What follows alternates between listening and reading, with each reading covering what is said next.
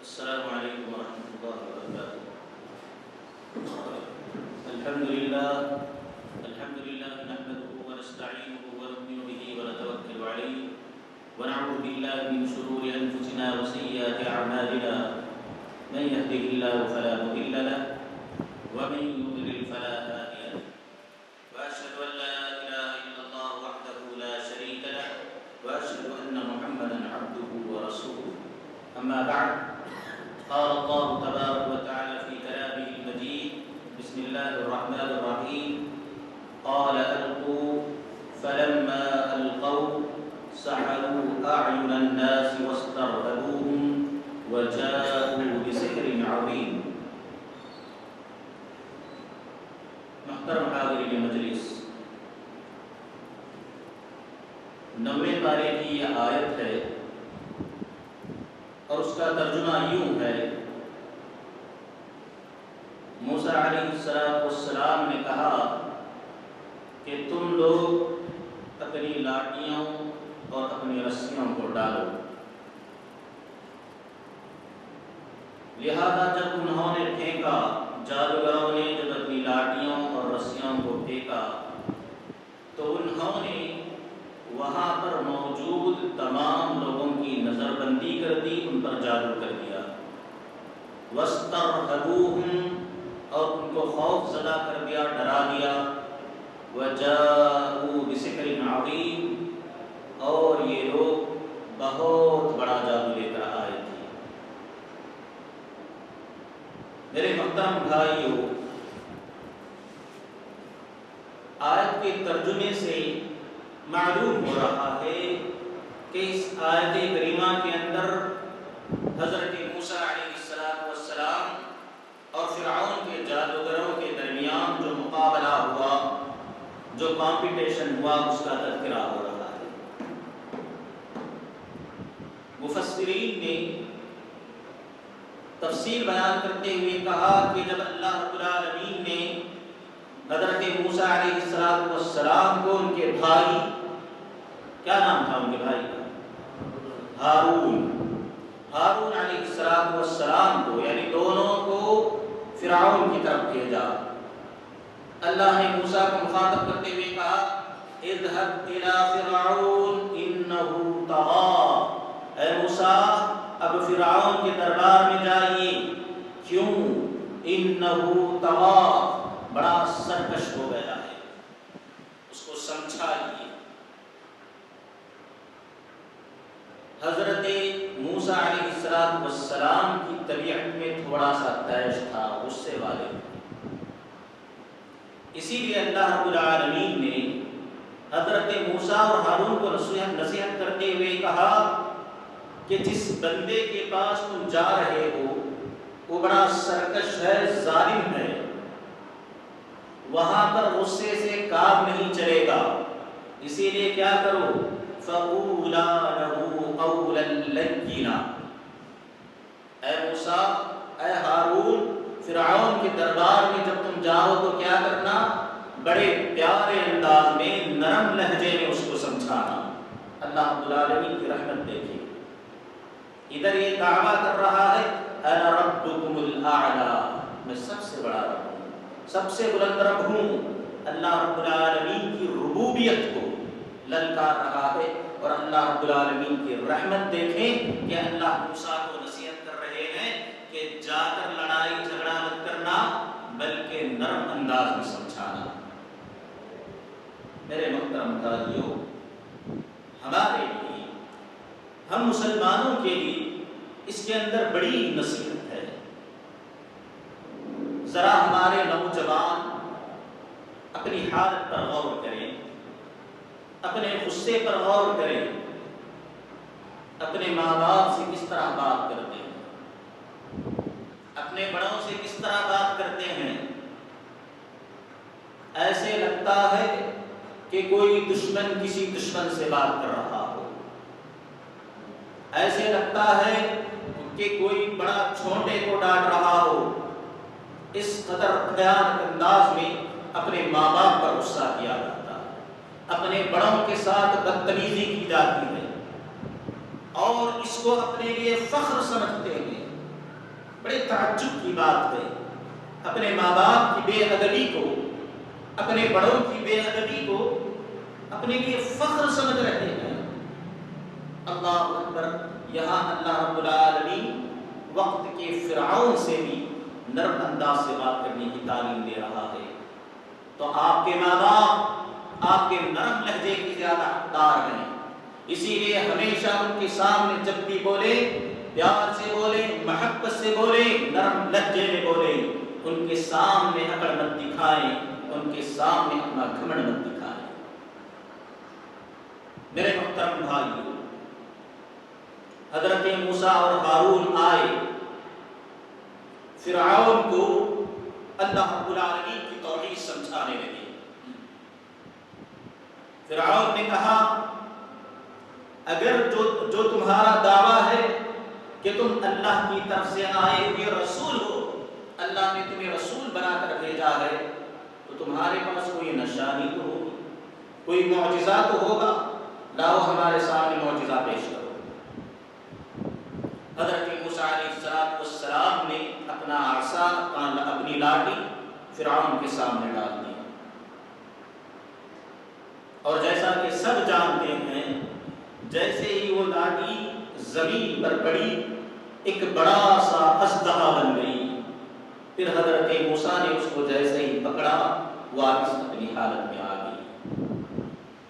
پھر حضرت موسیٰ نے دوسرا معجزہ دکھاتے ہوئے اپنے ہاتھ کو اپنے بغل میں رکھا، پھر اس کو نکالا تو بالکل وہ روشن چمکدار بن گیا۔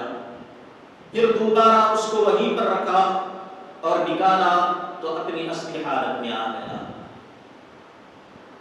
فرعون نے جب یہ دیکھا، یہ معجزات دیکھا، اپنے مشیروں کی طرف متوجہ ہوا، اپنے وزیروں کی طرف، اپنے خاص لوگوں کی طرف متوجہ ہوا، ان کی رائے معلوم کرنے کے لیے انہوں نے کہا ان ھذا لساحر علیم، اے فرعون یہ بڑا جادوگر لگتا ہے، موسیٰ جو ہے کوئی بڑا جادو سیکھ کر آیا ہے، اسی لیے آپ کیا کرو، ارجہ واخاہ، حضرت موسیٰ کو اور اس کے بھائی ہارون کو تھوڑے دن کے لیے روکے رکھو، وَأَرْسِلْ فِي الْمَدَائِنِ حَاشِرِينَ، اور آپ کی حکومت کے جتنے بھی شہر ہیں ہر شہر میں اپنے نمائندے بھیجو کہ جا کر جادوگروں کو بلا کر لے آنا، بڑے بڑے ماہر اور بڑے بڑے جادوگروں کو جمع کرنا، پھر دونوں کے درمیان مقابلہ کراتے ہیں، اور ہمیں لگتا ہے کہ موسیٰ مغلوب ہو جائے گا، موسیٰ ہار جائے گا اور سارے لوگ اس کی حقیقت کو جان جائیں گے۔ فرعون نے بات مانی، موسیٰ سے کہا کہ جو عید کا دن آنے والا ہے، فلاں دن ہماری ملاقات ہوگی، فلاں میدان میں ہماری ملاقات ہوگی، اور جب سورج تھوڑا چڑھا ہوا ہوگا اس وقت ہماری ملاقات ہوگی، وہاں پر ہمارا مقابلہ ہوگا۔ حضرت موسیٰ مان گئے۔ ادھر فرعون پوری تیاری کرنے لگا، اپنے نمائندوں کو بھیجا کہ جاؤ جتنے بھی جادوگر ملتے ہیں سب کو بلا کر لے آنا۔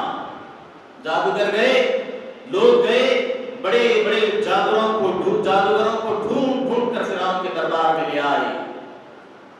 جب مقررہ وقت آ گیا، جادوگر سارے جمع ہو گئے، تو کچھ بڑے جادوگر فرعون کے پاس آئے اور کہنے لگے ان لنا لاجرا ان كنا نحن الغالبین، اے فرعون، اے بادشاہ، اگر ہم نے موسیٰ کو ہرا دیا، اگر ہم نے موسیٰ کو مغلوب کر دیا، ان لنا لاجرا ان كنا نحن الغالبین، تو آپ ہمیں انعاموں سے نوازیں گے، بڑے بڑے انعام آپ ہمیں عطا کریں گے، اجر دیں گے۔ فرعون نے بھی کہا نعم وَإِنَّكُمْ لَمِنَ الْمُقَرَّبِينَ، انعام کی کیا بات کرتے ہو، انعام تو ملیں گے ہی ملیں گے، ساتھ میں تم لوگوں کو میں اپنی خاص مجلس میں شامل کروں گا، بڑے بڑے عہدوں سے میں تمہیں نوازوں گا، بس موسیٰ کو ہرانا ہے۔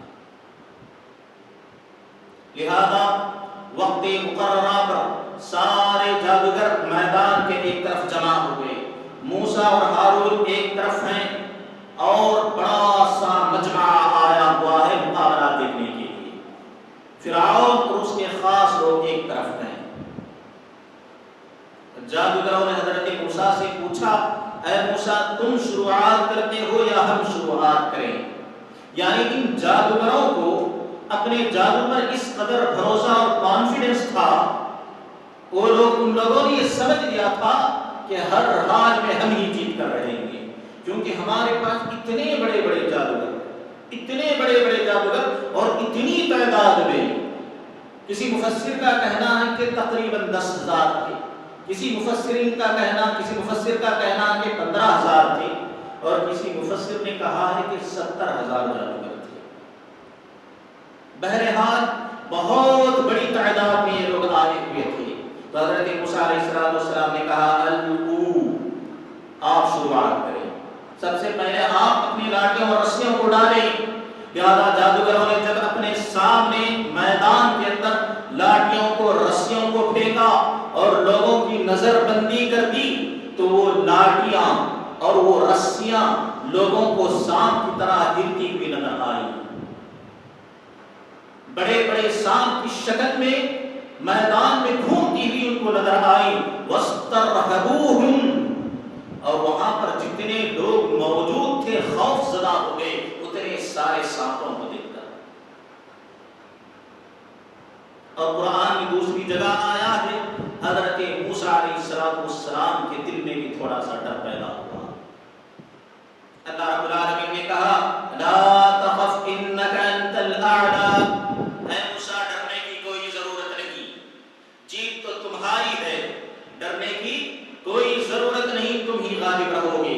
اس کے بعد حضرت موسیٰ علیہ السلام نے اللہ رب العالمین کے حکم سے جب لاٹھی کو پھینکا، اس قدر بڑا اژدہا بن گیا کہ وہ ساری لاٹھیوں اور ساری رسیوں کو کھا گیا، نگل گیا۔ میدان کے اندر نہ چھوٹی رسی تھی نہ بڑی رسی تھی، میدان پورا بالکل صاف۔ جادوگروں نے جب یہ منظر دیکھا، جادوگروں نے دیکھا کہ ان کی لاٹیاں غائب ہو چکی ہیں، ان کی رسیاں غائب ہو چکی ہیں۔ وہ سمجھ گئے، وہ لوگ جادو کی حقیقت کو جانتے تھے، جادو کی آخری حد کو وہ لوگ جانتے تھے کہ آخری حد تک جادو کہاں تک کیا جا سکتا ہے۔ جب انہوں نے حضرت موسیٰ کے اس معجزے کو دیکھا تو پہچان گئے کہ یہ اللہ کے سچے نبی ہیں، یہ اللہ رب العالمین کے سچے نبی ہیں، یہ معجزہ سچا ہے۔ وَأُلْقِيَ السَّحَرَةُ سَاجِدِينَ، سب تمام کے تمام جادوگر سجدے میں گر گئے اور کہنے لگے آمنا برب العالمین، ہم لوگ تمام جہانوں کے رب پر ایمان لے آئے، اور ساتھ ہی وضاحت کر دی رب موسیٰ و ہارون، جو موسیٰ اور ہارون کا رب ہے۔ کہیں کوئی یہ نہ سمجھ لے کہ ہمارا یہ سجدہ فرعون کے لیے ہے، بلکہ ہم نے حقیقی رب کو مانا ہے اور حقیقی رب پر ہم نے ایمان لایا ہے۔ فرعون بڑا غضبناک ہوا، اس نے سوچا ہماری چال تو الٹی پڑ گئی، ہم نے جو سوچا تھا اس کے خلاف ہو گیا۔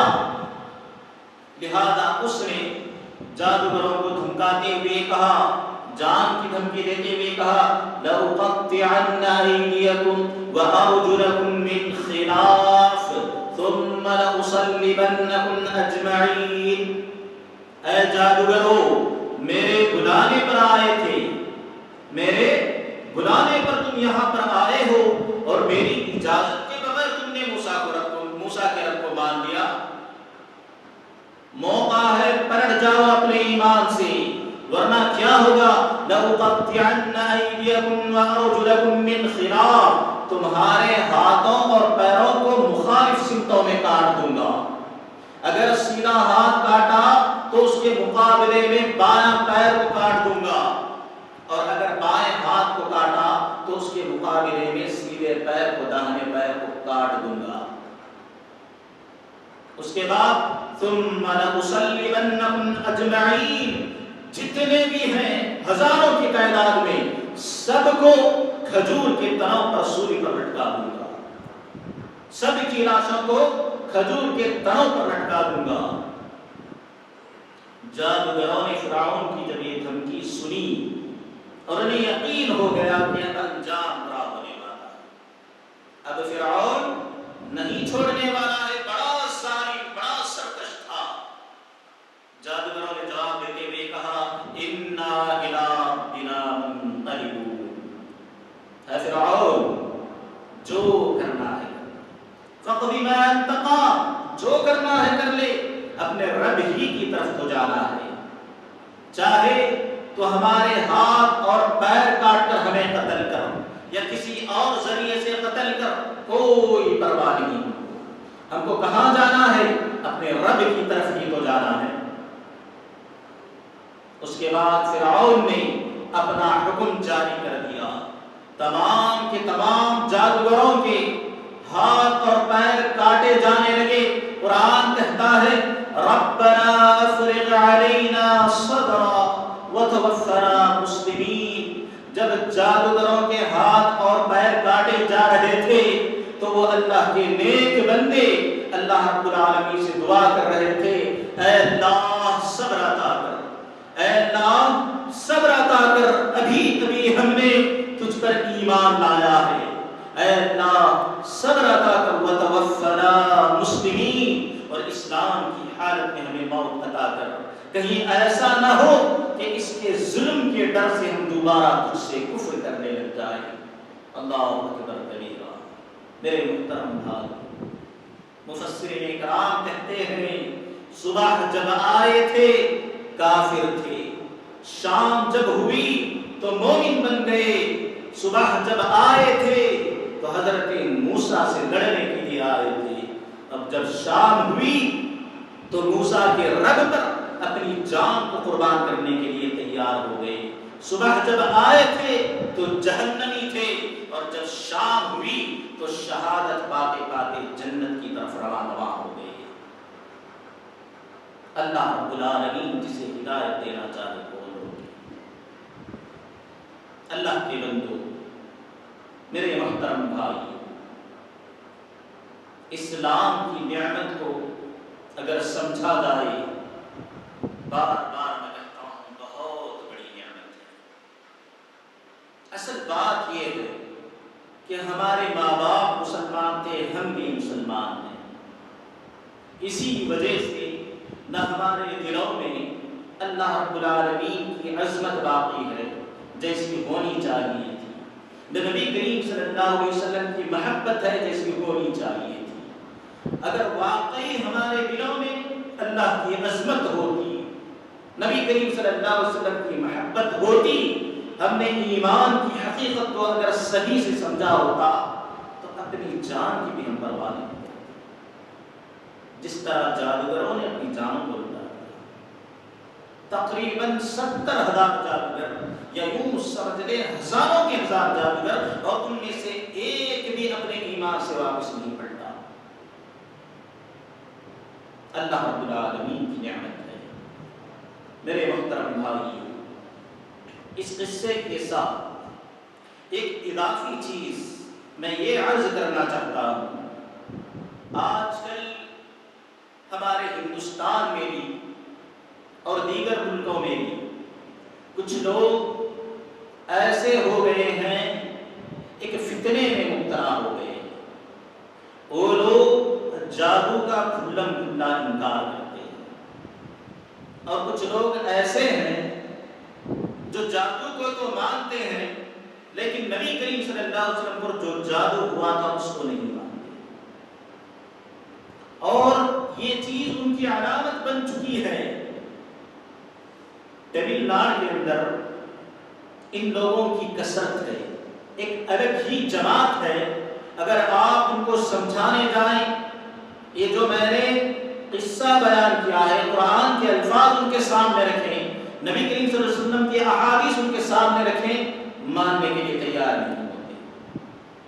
ایک عجیب سی ضد ہے ان کے اندر، پتہ نہیں ان کے برین کو، ان کے ذہنوں کو کس طرح واش کیا گیا ہے، قرآن کی آیت کو سمجھنا نہیں چاہتے، احادیث کو سمجھنا نہیں چاہتے۔ جب سمجھانے جائیں گے تو کہیں گے اگر آپ سچے ہیں تو ہم پر جادو کر کے دکھائیں۔ اب ان کو سمجھانے کے لیے ہم کو کفر کرنا ہوگا، جادو تو کفر ہے، کیا اب ان کو ثابت کرنے کے لیے کہ جادو حقیقت ہے، حق ہے، ہم کفر کریں؟ کون اس کے لیے تیار ہوگا؟ عقل مندی کی بات ہے۔ اللہ کے بندو سمجھو، اللہ رب العالمین نے جو لوگ غیب پر ایمان رکھتے ہیں ان کی تعریف کی ہے، الذین یؤمنون بالغیب، ان کے تعلق سے اللہ نے کہا اولئک هم المفلحون، یہی لوگ کامیاب ہوں گے۔ جادو بھی ایک طرح سے غائب ہے ہمارے لیے، اس کی حقیقت و کیفیت کو ہم نہیں جانتے۔ ایمان لائیں جو قرآن کہہ رہا ہے وَسَحَرُوا أَعْيُنَ النَّاسِ، ان جادوگروں نے لوگوں پر جادو کر دیا تھا، کیوں نہیں مانتے؟ قرآن کے الفاظ ہیں۔ تو ضرورت اس بات کی ہے کہ آپ کے ساتھیوں میں، دوستوں میں اگر کوئی ایسا ہے تو اس کو سمجھایا جائے، اس کی باتوں میں نہ آئیں، قرآن کو پڑھیں، حدیث کو پڑھیں، انشاءاللہ مسئلہ واضح ہو جائے گا۔ یہ چند باتیں تھیں۔ آگے اللہ رب العالمین کہتے ہیں وَإِذْ أَخَذَ رَبُّكَ مِنْ بَنِي آدَمَ مِنْ ظُهُورِهِمْ ذُرِّيَّتَهُمْ وَأَشْهَدَهُمْ عَلَىٰ أَنفُسِهِمْ أَلَسْتُ بِرَبِّكُمْ قَالُوا بَلَىٰ شَهِدْنَا أَن تَقُولُوا يَوْمَ الْقِيَامَةِ إِنَّا كُنَّا عَنْ هَٰذَا غَافِلِينَ۔ ترجمہ یوں ہے، اور اللہ تبارک و تعالیٰ نے اولاد آدم علیہ السلام کی اولاد سے ان کی ذریت کو نکالا، پھر ان سے عہد لیا، کہا قال الست بربکم، اللہ رب العالمین نے پوچھا کیا میں تمہارا رب نہیں ہوں؟ سب نے کہا بلا، اے اللہ کیوں نہیں، تو ہی ہمارا رب ہے، تو ہی ہمارا خالق ہے، تو ہی ہمارا مالک ہے، شہیدنا، ہم خود اس بات کے گواہ ہیں۔ پھر اللہ نے کہا ان تقولوا یوم القیامہ انا کنا عن ھذا غافلین، قیامت کے دن یہ نہ کہنا کہ ہم اپنے اس وعدے سے غافل تھے۔ اللہ کے بندو، کل کے درس میں شیطان کے تعلق سے، ابلیس کے تعلق سے میں نے ایک چیز کہی کہ ابلیس نے اللہ رب العالمین کے دربار میں قسم کھائی، اس نے وعدہ کیا کہ وہ آدم علیہ السلام کی اولاد کو، انسانوں کو گمراہ کر کے رہے گا، یہ اس کا وعدہ ہے، اور ہم نے بھی اللہ رب العالمین سے وعدہ کیا ہے۔ مفسرین اکرام کہتے ہیں کہ اللہ تبارک و تعالیٰ نے آدم علیہ السلام سے لے کر قیامت کی صبح تک جو آخری پیدا ہونے والا بچہ ہے، سب کی روحوں کو ایک جگہ اللہ نے جمع کیا، ان سے سوال کیا، عہد لیا، پوچھا کیا میں تمہارا رب نہیں ہوں؟ سب نے کہا اے اللہ تو ہی ہمارا رب ہے، تو ہی ہمارا خالق و مالک ہے، ہم تیری ہی عبادت کریں گے۔ یہ ہم نے اللہ رب العالمین سے وعدہ کیا، یہ ہم نے اللہ رب العالمین سے عہد لیا ہے، وعدہ کیا ہے۔ اب دنیا کے اندر دیکھو کہ کتنے لوگ اللہ کے وعدے کو نبھا رہے ہیں۔ ہو سکتا ہے کوئی عقل مند کہہ دے مجھے وعدہ ہی یاد نہیں، کوئی کہہ دے کہ مجھے کچھ یاد نہیں ہے، میں نے اللہ رب العالمین سے کیا کہا یا اللہ نے مجھ سے کیا پوچھا۔ ویسے تو اللہ کے بندے بچپن کی بہت ساری باتیں تجھے یاد نہیں، ماں کہتی ہے مان لیتا ہے، باپ کہتا ہے مان لیتا ہے، کوئی بڑے کہتے ہیں مان لیتا ہے، تو کیا تجھے اللہ رب العالمین جھوٹا نظر آتا ہے؟ وَمَنْ أَصْدَقُ مِنَ اللَّهِ قِيلًا، اللہ سے بڑھ کر سچا کون ہو سکتا ہے؟ اللہ رب العالمین نے ہم لوگوں کو یہ وعدہ یاد دلایا اور ہم پر مہربانی کی۔ اب ضروری ہے کہ اللہ رب العالمین کے اس وعدے کو نبھانے کے لیے ہم کوشش کریں۔ وعدہ کیسے نبھائیں گے، وعدہ کیسے پورے کریں گے؟ نبی کریم صلی اللہ علیہ وسلم نے کہا ترکت فیکم امرین، تمہارے درمیان دو چیزیں چھوڑے جا رہا ہوں، جب تک اس کو پکڑے رہو گے، اس پر عمل کرتے رہو گے، کبھی گمراہ نہیں ہو سکتے۔ قرآن اور حدیث کو تھامے رکھو، اس پر عمل کرتے رہو، یہی وعدہ نبھانا ہے۔ اگر اس پر چلتے رہو گے تو سمجھ لو کہ تم اللہ رب العالمین کا وعدہ نبھا رہے ہو، اور اللہ نے جو بھی جنت کا وعدہ کیا ہے وہ تمہارے لیے نبھائے گا۔ میرے محترم بھائی، اللہ کے لیے ایمان کی اہمیت کو سمجھتے ہوئے اس کی طرف پلٹ آئے۔ بہت سارے بیکار لوگ ہیں، الگ الگ چیزوں میں تمہیں الجھائے رکھنا چاہتے ہیں۔ وہ لوگ چاہتے ہیں کہ اللہ رب العالمین سے تمہارا رشتہ کاٹ دیا جائے، لیکن اللہ رب العالمین سے مت کٹو، اللہ رب العالمین کی طرف چلتے جاؤ، انشاءاللہ منزل ضرور پاؤ گے۔ میرے محترم بھائی، آگے ایک آیت ہے، اللہ رب العالمین کہتے ہیں یا ایھا الذین آمنوا اطیعوا اللہ ورسولہ ولا تولوا عنہ وانتم تسمعون۔ اے وہ لوگوں جو ایمان لائے، اللہ کی بات مانو، اس کے رسول کی بات مانو، سن کر انسنی نہ کرو۔ اللہ اور اس کے رسول کی باتوں کو سن کر انسنی نہ کرو، بلکہ اللہ نے جو کہا اس کو مانتے چلو، رسول نے جو کہا اس کو مانتے چلو۔ اطاعت ضروری ہے اللہ کی بھی اور اس کے رسول کی بھی۔ اسی مناسبت سے یعنی اللہ کی اطاعت ضروری ہے، رسول کی اطاعت ضروری ہے، آپ کو وقتی اعتبار سے، وقت کے لحاظ سے ایک چیز سمجھانا چاہتا ہوں۔ ذرا آپ مجھے بتائیں، آج انگریزی مہینے کی کون سی تاریخ، کون سا مہینہ ہے؟ سب سے پہلے یہ بتائیں کہ کون سا مہینہ ہے؟ بولے، مارچ۔ تاریخ کون سی ہے؟ 31۔ کل کون سا مہینہ شروع ہونے والا ہے؟ اپریل۔ کون سی تاریخ ہوگی؟ اپریل 1۔ تو کل کچھ لوگ نبی کریم صلی اللہ علیہ وسلم کے خلاف جا کر کچھ کام کریں گے، کیا کریں گے؟ ہاں بولو، زور سے بولو۔ ہاں، خاص کر اسکول میں پڑھنے والے، کالجز میں پڑھنے والے، جن کے دوست ہیں، غیر مسلم دوست ہیں، یہ لوگ کیا کریں گے؟ شاید کئی لوگوں نے ابھی سے سوچ کر رکھا ہوگا کہ میں کل کس کو کس طرح بیوقوف بناؤں، کل میں کس کو کس طرح دھوکہ دوں گا، کل میں کس سے کیا جھوٹ بولوں گا، یہ ابھی سے پلان بنا کر رکھا ہوگا، اور بڑے مزے دے کر یہ کام کیا جاتا ہے۔ آپ کو پتا ہے یہ اپریل فول کیا ہے؟ اگر آپ تاریخ پڑھیں گے اس کی تو کئی چیزیں لوگوں نے ذکر کی ہیں، اس میں سے ایک چیز یہ ہے کہ اپریل یہ حقیقت میں لاطینی زبان کا ایک لفظ ہے جس کے معنی ہے موسم بہار۔ قدیم زمانے میں، پرانے زمانے میں جو رومن امپائر تھا، ان کا ایک دیوتا تھا، ایک مورتی تھی، اور جب بھی یہ موسم آتا، موسم بہار یعنی اپریل کا مہینہ شروع ہوتا، تو وہ اپریل کی پہلی تاریخ کو اس مورتی کے پاس آتے، شراب پیتے، اس کی پوجا کرتے، اور شراب پی کر مست ہو کر ایک دوسرے کا مذاق اڑاتے، بیوقوف بناتے، دھوکہ دیتے، ایک دوسرے سے جھوٹ بولتے۔ پھر یہ چیز وہاں سے نکل کر دھیرے دھیرے دنیا میں پھیلنے لگی۔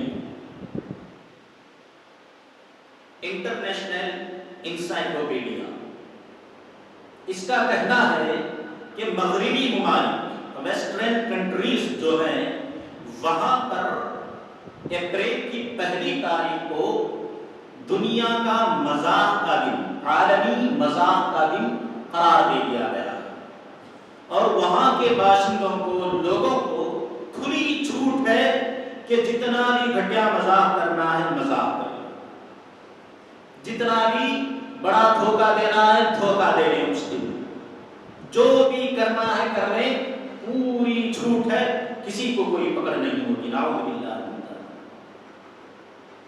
دونوں اعتبار سے دیکھا جائے تو یہ کیا ہے؟ غیر مسلموں کا تہوار ہے، بت پرست لوگوں کا ایک تہوار ہے، اور ہم مسلمان انجانے میں اسی میں ملوث ہو گئے۔ اللہ رب العالمین نے اپنے بندے مومن بندوں کی جو تعریف کی ہے، تعریف کرتے ہوئے کہا والذین لا یشہدون الزور، اور میرے بندے جو ہے رحمان کے جو بندے ہوتے ہیں وہ ایسی گھٹیا تہواروں میں، ایسے بیکار کی چیزوں میں نہیں پڑتے۔ وَإِذَا مَرُّوا بِاللَّغْوِ مَرُّوا كِرَامًا، اور جب وہ چیزیں ان کے سامنے ہوتی ہیں تو اس میں شامل نہیں ہوتے، بلکہ پورے وقار کے ساتھ اپنے اسلام کو درشاتے ہوئے ان کے سامنے سے گزر جاتے ہیں، اس میں ملوث نہیں۔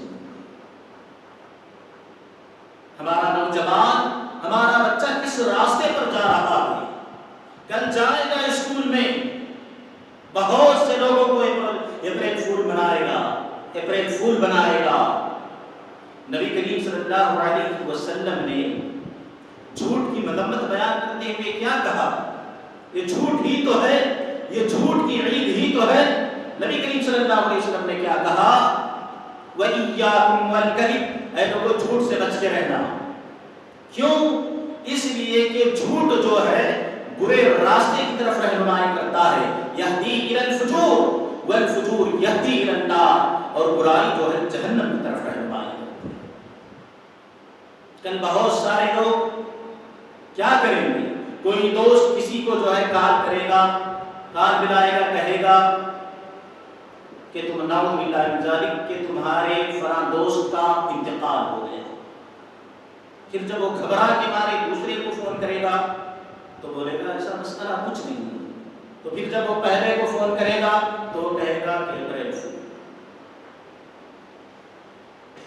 اسی طرح کوئی اسٹوڈنٹ کسی سے جا کر کہے گا کہ پرنسپل تجھ پر بہت غصہ ہے، بلا ہے، وہ دوڑتا ہوا جائے گا، وہاں پرنسپل ہی نہیں ہوگا، پھر واپس آ کر پوچھے گا کہ کیا بات ہے، کہا گیا اپریل فول۔